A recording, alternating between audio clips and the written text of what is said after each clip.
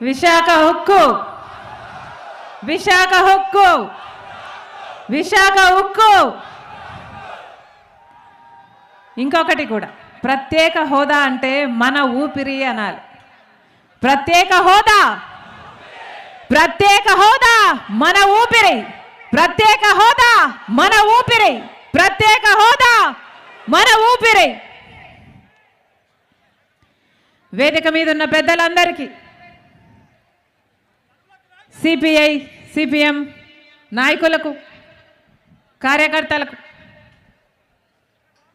రాజశేఖర్ రెడ్డి గారి అభిమానులందరికీ, చేరి వచ్చిన ప్రతి అక్కకు, ప్రతి చెల్లికి, ప్రతి అన్నకు, ప్రతి తమ్ముడికి, ప్రతి అమ్మకు, ప్రతి అయ్యకు మీ రాజశేఖర్ రెడ్డి బిడ్డ శిరస్సు వంచి చేతులు జోడించి మనస్ఫూర్తిగా నమస్కరించుకుంటోంది.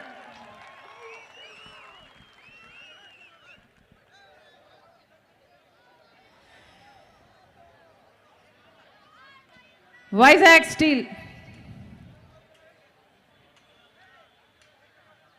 విశాఖ ఉక్కు ఆంధ్ర రాష్ట్రానికే తలమానికం.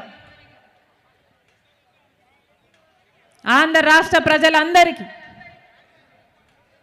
ఆత్మ గౌరవం. విశాఖ ఉక్కు ఒక కారాగారం మాత్రమే కాదు, ఒక ఇండస్ట్రీ మాత్రమే కాదు.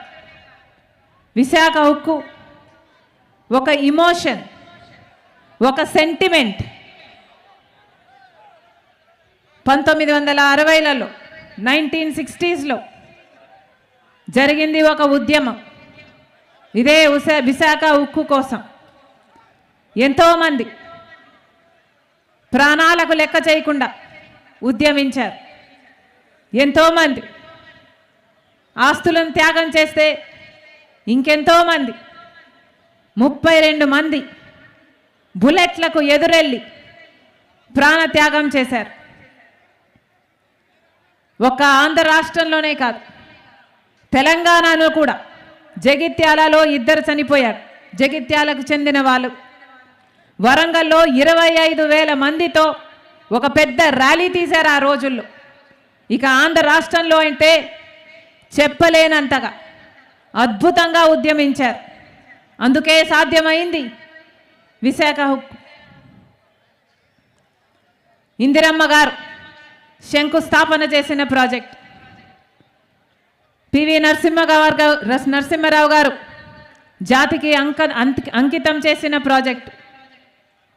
ఇలా ఒకరు కాదు, 2 కాదు, ఎంతోమంది కాంగ్రెస్ పార్టీ నాయకులు, ప్రధానమంత్రులు కంకణం కట్టుకొని విశాఖ ఉక్కుని సాధ్యం చేశారు.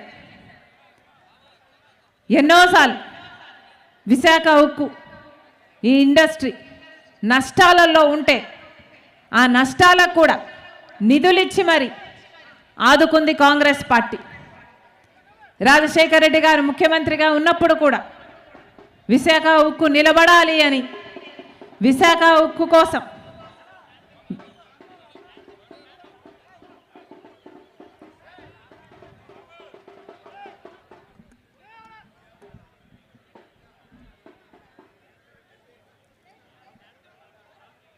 ఎంతో చేశాడు రాజశేఖర్ రెడ్డి గారు విశాఖ ఉక్కు కోసం.